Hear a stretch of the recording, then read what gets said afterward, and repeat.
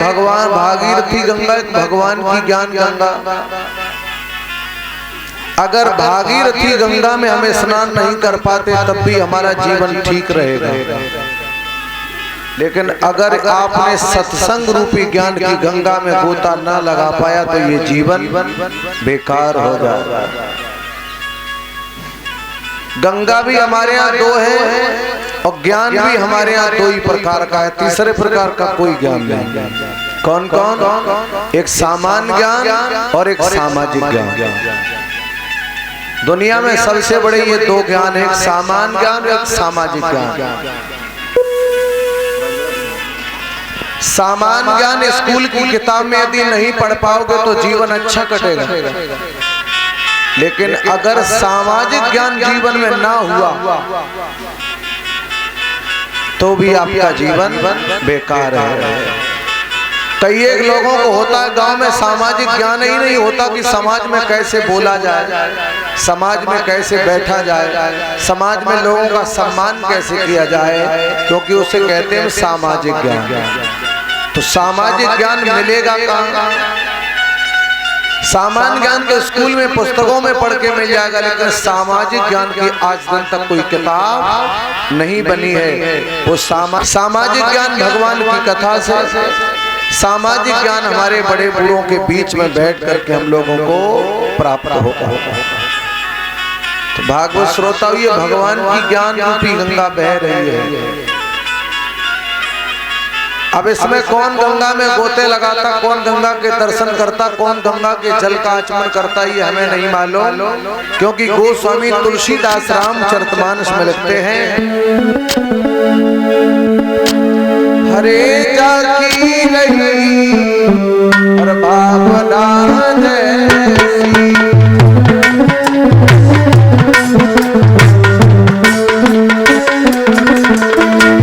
जाकी रही भावना जैसी,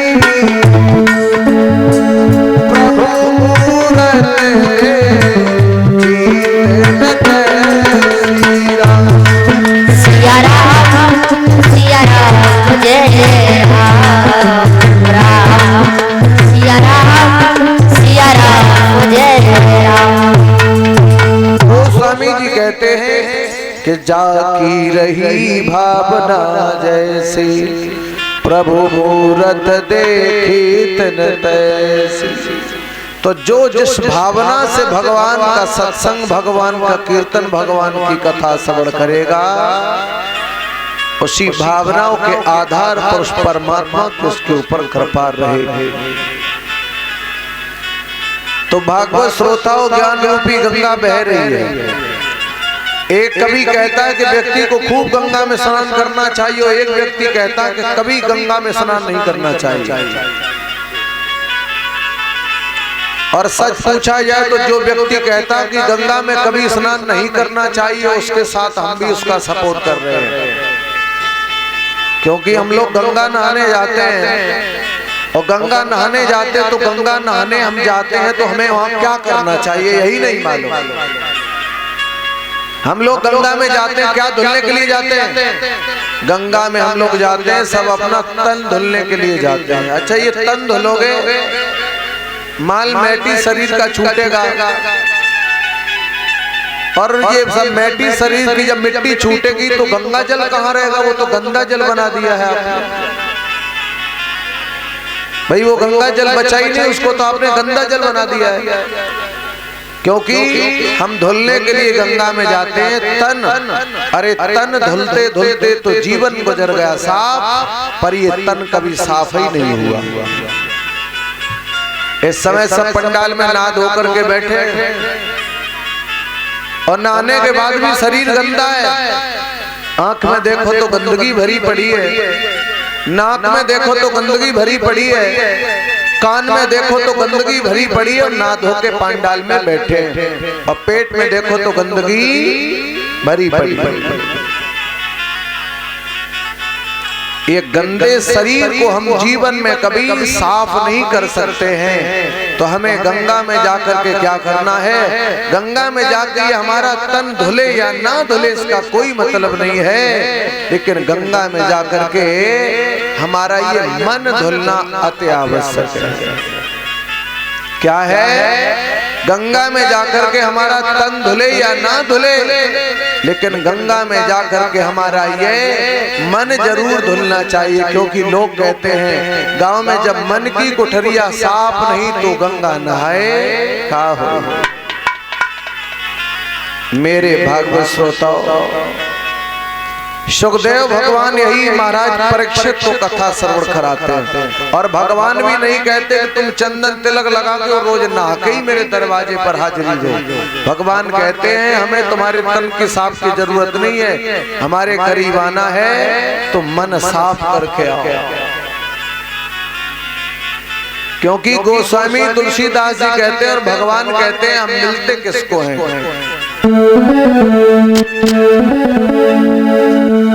अरे जिन छल कपट और दम्भ नहीं भाया, और तिनके हृदय बसे रघुराया।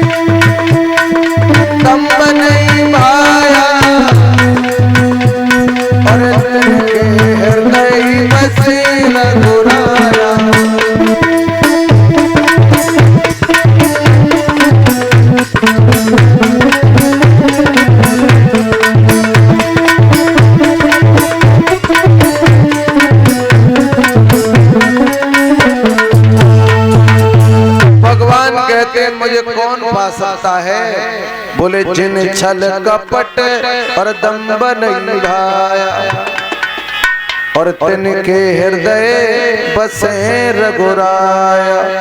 भगवान कहते हैं जिनके हृदय में छल कपट द्वेष भावना नहीं होती है वही व्यक्ति मुझे पा सकता है। क्योंकि और आगे गोस्वामी जी लिखते हैं कि अस सज्जन मम्मी बस कैसे, और लोभी हृदय बसे धन जैसे।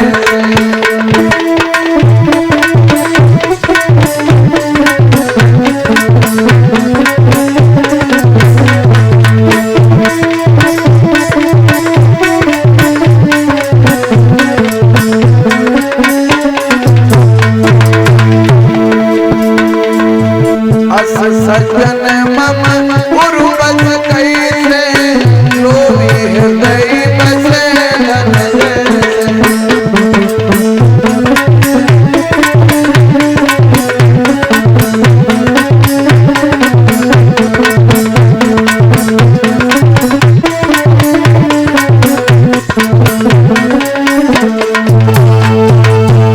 भगवान कहते हैं कि अस सज्जन मम उर्वस कहे जैसे, लोभी हृदय बसे धन जैसे।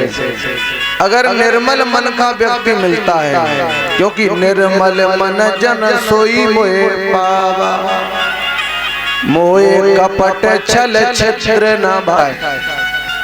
अगर निर्मल मन का व्यक्ति मुझे मिलता है तो उसके हृदय में मैं से वास करते हैं, जैसे लोभी के हृदय में माया वास कर जाती है। अच्छा देखा है कभी कभी हम लोगों को बाजार जाए तो लोभ आ जाए, जेब में 100 रुपए पड़े हैं, सोचते क्यों अगर ना तुड़वाए तो ठीक है, 10 रुपए अगल बगल से मांग लिए उधार कर दिए, कल दे जाएंगे, पर 100 का नोट पड़ा तुड़वाया नहीं। ऐसे कहते हैं लोभ। भगवान कहते हैं अगर निर्मल मन का व्यक्ति मिलता तो उसके हृदय में हम ऐसे ही वास कर जाते जैसे लोभी के हृदय में माया वास कर जाती है। तो इसलिए भगवान की कथा के लिए संसार में प्रतिष्ठा जीवन में तुम्हारी तब बनेगी कब? जब अंदर से साफ रहोगे तब। जब अंदर में छल कपट द्वेष भावना ईर्षा रूपी मैल जब नहीं रहेगा तो समाज में तुम्हारी प्रतिष्ठा बनी रहेगी। अगर ये तुम्हारे अंदर छल कपट मैल माटी हुआ अगर तो प्रतिष्ठा समाज से नष्ट हो जाएगी। भागवत श्रोताओं, सुखदेव और परीक्षित का पावन संवाद हरिहर क्षेत्र गंगा के किनारे चल रहा है, जिसमें अभी भोले बाबा और पार्वती ने पार्वती को अमर कथा सुनाई। वाह, अमर कथा। और ये हम लोग सुन रहे, ये कौन सी कथा है? ये भी तो अमर ही कथा है, क्योंकि वो ऐसी कोई अमर कथा नहीं थी जिसे पिला के किसी का शरीर अमर हो जाता। अमर कथा तुम्हारी भी है, और कुछ लोग ऐसे तुम्हारे गांव में भी होंगे जो आज शरीर से नहीं है, पर उनकी कुछ बातें, उनकी कुछ रास्ताएं आपके गांव में आज भी अमर होंगी। वो कौन है? वही तो अमर कथा है। आदमी के मरने के बाद भी जिसका कथन अमर बना रहे, उसी को हम लोग अमर कथा कहते हैं। तो वो लोग आज हमारे बीच में नहीं है जिन पुराणों की मैं कथाएं सुन रहा हूँ, पर उन लोगों ने हमें रास्ताएं कैसी दी हैं, उन लोगों के बताए हुए रास्ते पर चल के जीव को संतुष्टि मिलती है। नहीं तो हम लोग सब जाल में पड़े माया के, और माया के जाल में सब ऐसे फंसे पड़े हैं कि जो जहां लगा है बस उसी में, जैसे मधुमक्खी शहद से, मधुमक्खी फूल से शहद निकालने में जिसकी जितनी लगन उसको होती है साहब, उतनी ही माया के जंजाल में हम जहां लगे हैं हमें सब ऐसा लग रहा है कि यहीं पर असली शहद निकल रहा है। क्यों? कोई घर में, कोई खेती में, कोई दुकान में, कोई मकान में, कोई धानी में, कोई प्रधानी में, कहीं न कहीं लोग लिपटे पड़े। यही माया का असली जाल है। भगवान कृष्ण अर्जुन से कहते हैं, अर्जुन ने पूछा प्रभु माया क्या है? भगवान ने कहा अर्जुन, जहां तक तुम्हारी नजर जाए और जिस चीज पर तुम्हारा संसार में मन मुग्ध हो जाए वो सब हमारी माया है। अब बताइए हमारा मन क्या नहीं चाहता है? खेत 1.5 बीघा और हेलीकॉप्टर उड़ रहा है तो ये भी चाहते हैं कि ये भी अपना हो जाए। तो जहां तुम्हारा मन फंस रहा है, भगवान ने कहा अर्जुन से, वो सब मेरी माया है। और ये ऐसी माया है, चींटी को देखा है चाशनी में वहां तक जाएगी जब तक उसके हाथ पैर नहीं फंस जाएंगे, तब तक वो पीछे नहीं जा सकती है। यही हाल हम लोगों का है। इस माया के जाले में हम लोग ऐसे फंसे पड़े हैं कि अगर चाशनी में चींटी के 2 भी पैर फंस गए तो चींटी को वहीं मरना पड़ेगा। वही हालात साहब हमारे और आपके हैं, जिस माया में जहां जैसे जंजाल में चपक गए वहीं पर समाप्त हो रहे। लेकिन ये भगवान की कथाएं, सत्संग कुछ ऐसे नियम बताते हैं जिन नियमों से, अगर नियमों पर चलोगे, जिसका पालन करोगे, तो हम लोग इससे दूर भी हो सकते हैं, क्योंकि हम सब माया के जाल में पड़े हैं।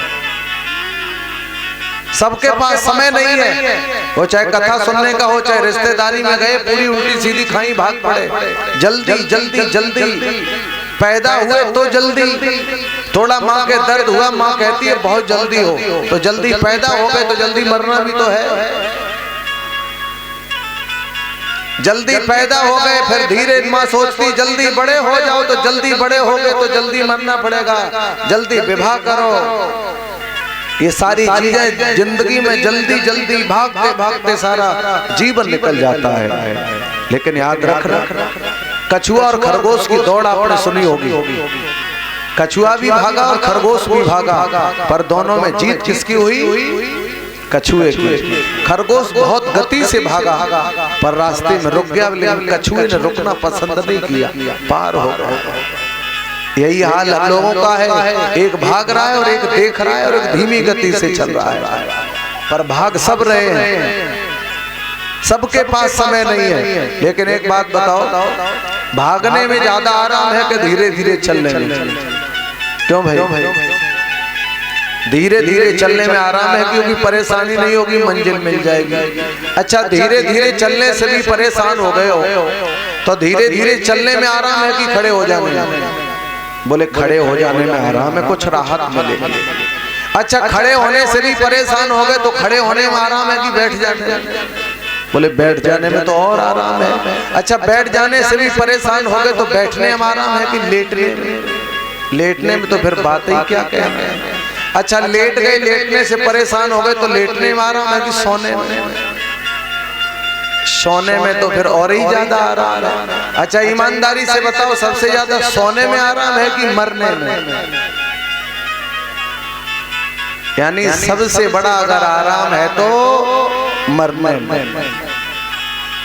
सबसे बड़ा आराम है जीवन में मरने में। उससे पहले हम लोगों को कहीं आराम करने के लिए व्यवस्थित जगह नहीं है, क्योंकि हम सब ने ऐसा माया का जाल बनाया है। दत्तात्रेय ने 24 गुरु किए साहब। 24 गुरुओं में एक गुरु मकड़ी को बनाया है। मकड़ी से भी हमें बहुत अच्छी सीख मिलती है कि मकड़ी अपने मुख से जाला बनाती है और अंडे और बच्चे होते हैं, और अंत में वो मकड़ी का मुंह का बनाया हुआ जाला ही उस मकड़ी के लिए काल बन जाता है। क्योंकि मकड़ी का जाला जब तक मकड़ी के पेट में लगा रहेगा तब तक मकड़ी कहीं से भी छूट जाएगी, पर मकड़ी का बनाया हुआ जाला जिस दिन मकड़ी की पीठ में चपक जाएगा उसी दिन मकड़ी उसी जाले में फंस करके समाप्त हो जाएगा। यही हाल हम सबका है। हम सब लोगों ने अपने मुख से ही घर परिवार अपने हाथों से सब बनाया बसाया पैदा किए, और इन्हीं को बढ़ाने में खुश रखने में हमारा जीवन वहीं पर समाप्त हो गया। लोग कहते हैं आए थे हर भजन को पर औकन लगे कपास, क्योंकि किसी कवि ने सुंदर शब्दों में वर्णन किया है, हरे चदरिया होई गई बहुत हरे पुरानी अब कछु सोच समझ अभिमानी आया होई गई पुरानी अब कछु सोच समझ अभिमानी होई गई बहुत पुरानी अब कछु सोच समझ अभिमानी लगाया। होई गई बहुत पुरानी अब कछु सोच समझ अभिमानी।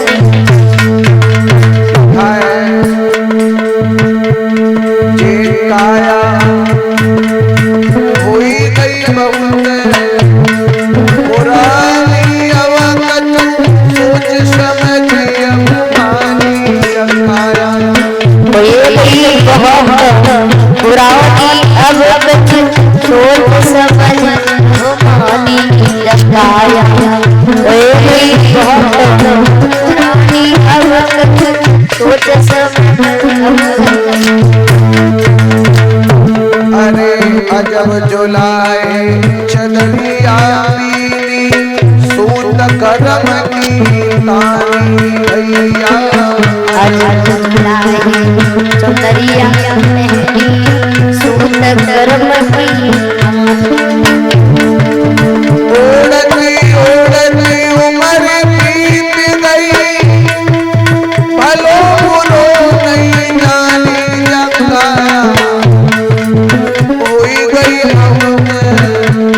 पुरानी अब कछु सोच समझ अभिमानी काया। होई गई बहुत पुरानी अब कछु सोच समझ अभिमानी लगाया। होई गई बहुत पुरानी अब कछु सोच समझ अभिमानी। अरे पाप के दाग लगे काया किसियन में पठानी भैया। पाप के दाग लगे काया में किसियन में लुटा। ज्ञान को सावन लेके धोवो सत्संगत को पानी जगाया। होई गई बहुत पुरानी अब कछु सोच समझ अभिमानी काया। होई गई बहुत पुरानी अब कछु सोच समझ अभिमानी मानी रखाया। ओए गई बहुत पुरानी अब कुछ सोच समझ दरिया उड़ गई बहुत पुरानी अब कुछ सोच समझ ओए गई बहुत पुरानी अब कुछ सोच समझ अब मानी रखाया। ओए गई बहुत पुरानी अब कुछ सोच समझ अब काया हो गई बहुत पुरानी अब कछु सोच समझ अब मानी। अजब प्रभु ने चदरिया बीनी सूत कर्म की तानी और ओढ़त ओढ़त उम्र बीत गई पर भलो बुरो नहीं जान। ये आदमी संसार में 84 लाख योनियां हैं। शेर आदमी को खाता था सताता था, उसने बंद कर दिया, शेर ही समाप्त हो गए। पर अब 84 लाख योनियों में शेर भेड़िया से आदमी परेशान था, लेकिन अब साहब 84 लाख योनियों में केवल अब आदमी से सारी योनियां परेशान है। कब इनसे कैसे बचा जाए। शिकार का पीछा भेड़िया कर रहा है, शिकार कभी बच भी सकती है, अगर उसका पीछा आदमी कर जाए तो शिकार नहीं बचेगी, उसे मरना है। तब 84 लाख योनियों ये सब परेशान है, कभी इंसान से कैसे बचा जाए। तो मेरे भागवत श्रोताओ, सुखदेव भगवान परीक्षित से कहते हैं, गोस्वामी तुलसीदास ने चौपाई लिखी है कि हित अनहित पशु पक्षी लिखा है। अनहित पशु पक्षी समझते हैं, लेकिन साहब ये इंसान नहीं समझता है। आपने कुत्ते को देखा होगा, आप जहाँ रोटी खा रहे हो, कुत्ते को 4 रोटी डाल देना, कुत्ता वहीं बैठ के 4 रोटी खा जाएगा। और वही कुत्ता अगर 2 रोटी तुम्हारे घर में चुराएगा तो वहां बैठ के नहीं खाएगा, वो दूर ले जा करके खाएगा। कुत्ता भी समझता है कि ये रोटी ईमानदारी कैसे यहीं खाओ, और ये रोटी हमने चुराई है तो इसे दूर ही ले चलो। तो हित अनहित पशु पक्षी ये पशु पक्षी हित अनहित को समझते हैं, लेकिन ये मानवता, मनुष्य की मानवता साहब बिल्कुल मर चुकी है। मनुष्य की मानवता बिल्कुल समाप्त हो चुकी है।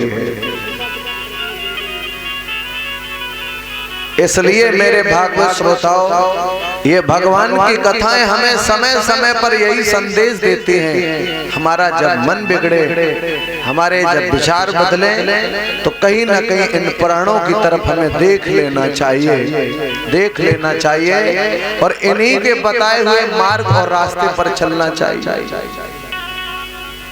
क्योंकि इनके बताए हुए रास्ते पर नहीं चलेंगे तो हम कहीं ना कहीं